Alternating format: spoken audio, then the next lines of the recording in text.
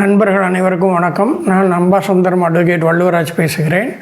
இப்பொழுது பரபரப்பாக இந்தியா முழுவதும் பேசப்படக்கூடிய ஒரு விஷயம் என்னென்னா, திருப்பதி லட்டில் மிருக கொழுப்பு கலக்கப்பட்டிருக்கு.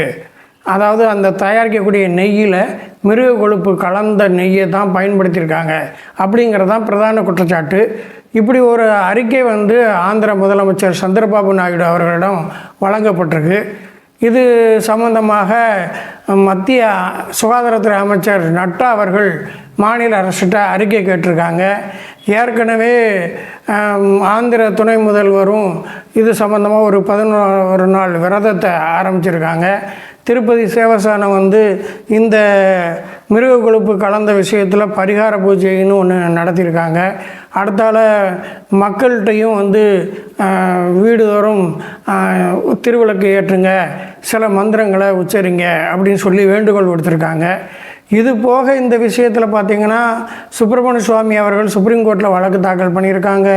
பிறகு ஆந்திர உன்னுடைய அந்த திருப்பதி தேவஸ்தானத்துடைய தலைவர் திருக்கோவிலுடைய பேருக்கு இழுக்கு ஏற்படுத்துகிறாங்க அப்படின்னு சொல்லி அங்கே உள்ள ஹைகோர்ட்டில் வழக்கு போட்டிருக்காங்க.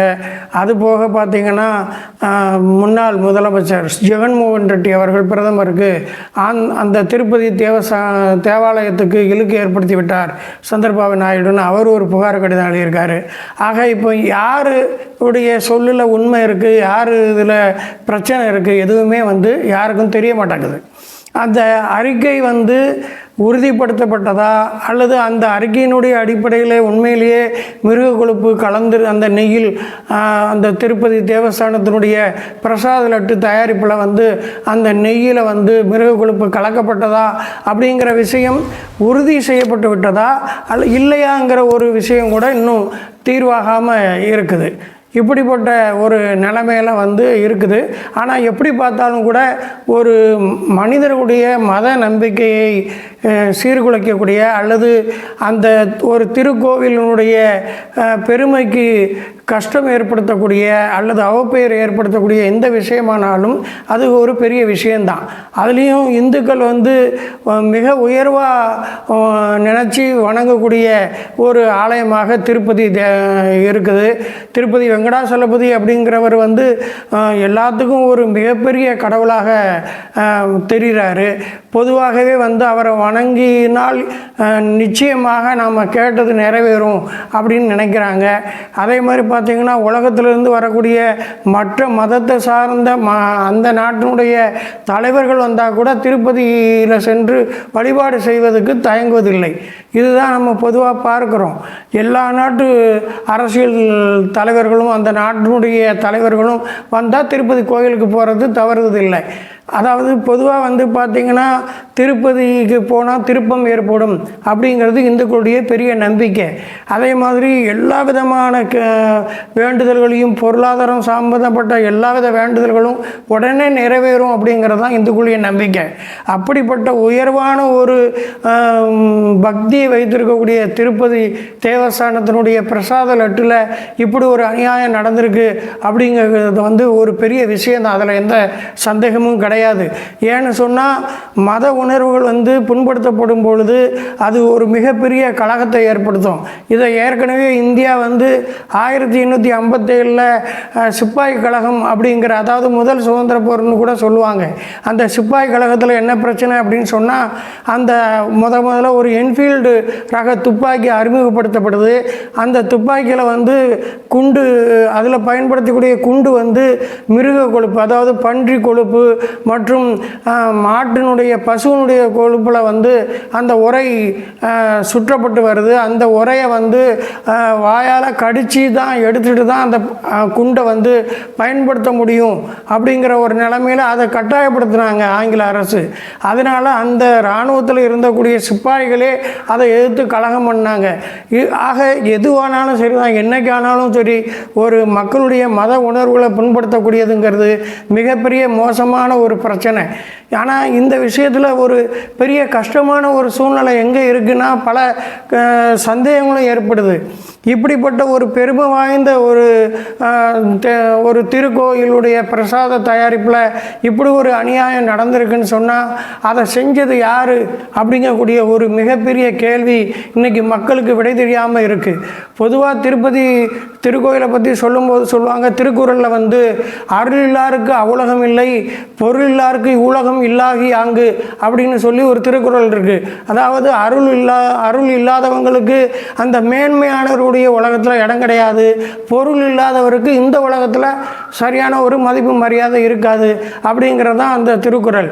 அப்படிப்பட்ட ஒரு நிலைமையில் பொருளாதார ரீதியாக பணப்பிரச்சனை எல்லாத்தையும் தீர்த்து வைக்கக்கூடிய ஒரு கடவுளாக, இதே மாதிரியான மக்களுடைய கஷ்டங்களை தெரிந்த ஒரு அவதார தெய்வமாக திருப்பதியை வந்து மக்கள் வழிபட்டு வராங்க.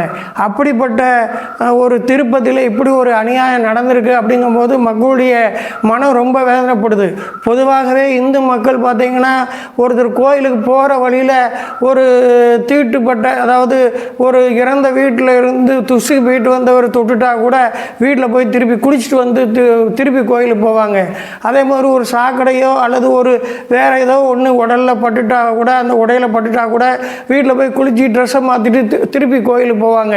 அந்த அளவுக்கு ஒரு புனிதமான ஒரு நிலைமையில் திருக்கோயிலில் போய் வழிபடணும் அப்படின்னு நினைக்கக்கூடிய ஒரு மனநிலை உடைய இந்துக்களுக்கு நாம் எந்த தெய்வத்தை மிக உயர்வாக வழிபடுறோமோ அந்த தெய்வத்தினுடைய பிரசாதத்தில் மிருக கொழுப்பு கலந்துருக்கு அப்படிங்கிறது வந்து தாங்க முடியாத ஒரு பெரிய அதிர்ச்சி.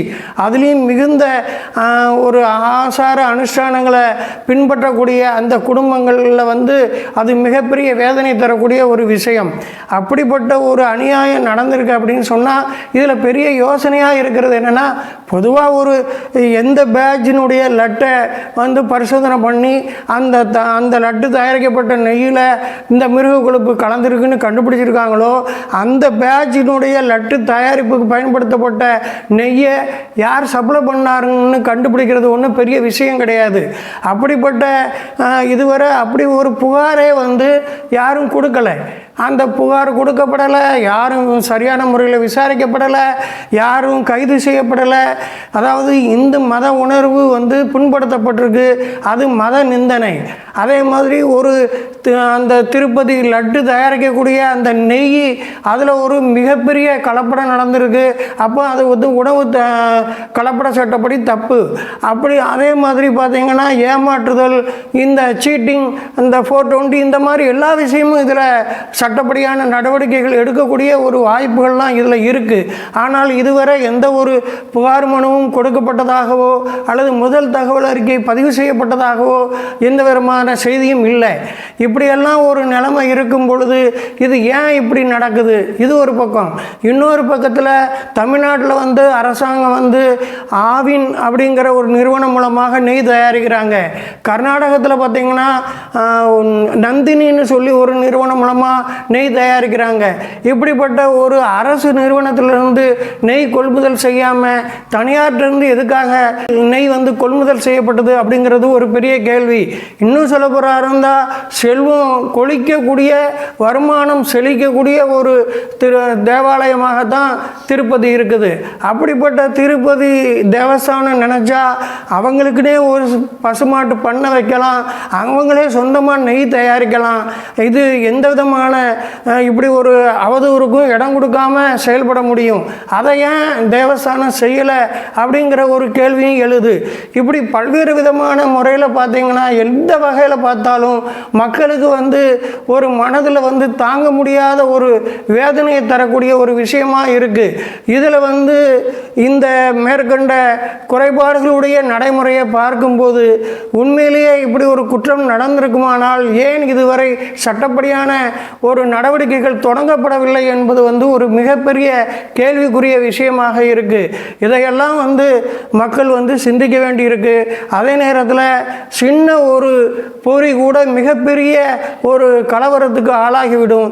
இதை வந்து ஒரு தயாரிப்பு நிறுவனம் அல்லது ஒரு சப்ளை செய்யக்கூடிய நிறுவனம் மாற்று மதத்தை சார்ந்த ஒரு நபரால் இயக்கப்படக்கூடிய நிறுவனமாக இருந்தால் அது வேறு மாதிரியெல்லாம் திரும்பிடும். ஆக இந்த விஷயம் விஷயத்தை வந்து மக்களும் வந்து ஒரு மனதை வந்து ஒரு ஆன்மீக நிலையில் அமைதியான முறையில் வச்சு அணுகணும். அரசும் வந்து பக்தர்களுடைய மனநிலையை புரிஞ்சு அவர்களுடைய வேதனை விலகுகிற மாதிரியான ஒரு விசாரணை செய்து சரியான ஒரு முடிவை அறிவிக்க வேண்டும் என்பதுதான் பரந்துபட்ட அளவில் பொதுமக்களுடைய எதிர்பார்ப்பு.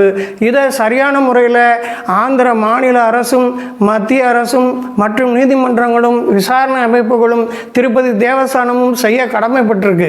மக்களுக்கு சந்தேகமே வரக்கூடாது.